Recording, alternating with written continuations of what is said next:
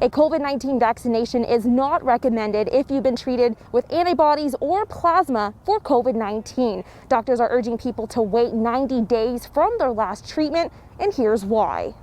The answer lies within those COVID-19 antibodies. The human body produces them from either having COVID-19 or after receiving transfusion therapy to help fight it. Southern Hills Chief Medical Officer Dominic Martinello says getting the antibody treatment means that a person's immune system gets a boost to speed recovery and they develop a natural immunity to COVID-19 for 90 days. But that immunity becomes an unknown factor when it comes to coronavirus vaccines. We don't know whether that would make the vaccine less effective or if it could potentially cause side effects that we don't know about. Dr. Martinello says the vaccine clinical trials did not include patients receiving antibody therapies or convalescent plasma. So for patients who did, getting the vaccine is like being a test subject. The biggest risk would be that somebody gets a vaccine and then has no effect from it. And the Southern Nevada Health District is relying heavily on the honor system when it comes to appointment registrations. They can only verify if someone has tested positive for COVID-19 through local test sites. As people register in Clark County for the COVID-19 vaccine, they are asked if they've had antibody treatment. So we ask people for patients to allow that vaccine to be given to somebody else who truly is in a higher risk group. And if you've received antibody therapy, Dr. Martinello suggests making a vaccine appointment at the 90-day mark to secure a spot in line. We want to make sure that every vaccine goes into the arm of a person who needs it. So to waste a vaccine that may not be effective would be tragic, because that means there's somebody out in the community right now who could have benefited from it and isn't able to. In Las Vegas, Alexis Gorey, News 3. They're not saying that it's completely necessary at this point to be wearing 2 masks. However, the health experts we spoke with tonight say doubling up on masking could help better protect someone from contracting COVID-19, especially with these new variants circulating. Though transmission is still high, COVID-19 spread is slowing down in Nevada. One way to keep that trend moving in the right direction, suggests infectious disease epidemiologist Brian Labus, wearing a second mask.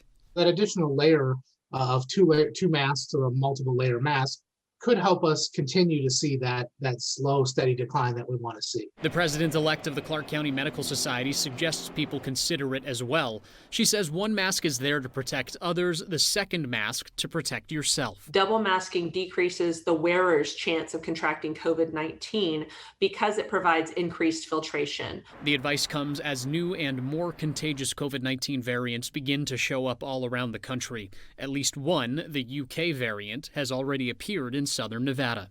This layered filtration is a way to protect the general public a little bit more from these new variants of the COVID-19 virus. But plenty of people aren't on board with doubling up just yet. I just wear one right now. I think one's good. Yeah, plenty. Yeah, I can barely breathe with this one. I feel like if you're going to wear 2 masks, you might as well get like a N95 one. These experts say one mask is most important in preventing the spread. They urge people continue wearing masks as well as the other safety precautions such as washing hands, social distancing, and staying home when feeling sick. But they say you can double down on safety by doubling up. That second layer gives you extra protection, so it's a good idea to add that second layer to help protect yourself. We ran a poll on Twitter throughout the day asking people if they think wearing one mask is enough or if they prefer to double up. We had about 352 people respond. 68% said they stuck with the single mask, while 32% came in with the double mask preference. As we continue to learn more about these new variants, we'll keep you updated on the evolving situation surrounding COVID-19. Reporting live, Max Darrow, News 3. Yeah, guys, it's basically reality TV centered around gambling. And at least one local casino, the El Cortez here, is beginning to realize the benefits of having a YouTube influencer and the potential new clientele that it could bring in. It may be the next best thing to actually winning yourself, watching someone else do it virtually. Oh my God, I won the grand. Woo! All right, now we got some free game. For hundreds of thousands of YouTube fans, the person to watch is Sarah Slotlady. All right, everyone, I'm going to be playing Wheel of Fortune Gold Spin today. I'm starting with $500, and I'm going to max bet at $10 a spin. So let's get started. Her live streaming videos have gained her an international audience. Definitely drawing a younger audience, even more of a female audience as well. Just being a female myself, I can understand how intimidating it can be. From slots to table games, she does it all, and mainly at the El Cortez Casino in downtown Las Vegas. General Manager Adam Weisberg. We get a lot of people. Is Sarah here today? Is Slotlady here today?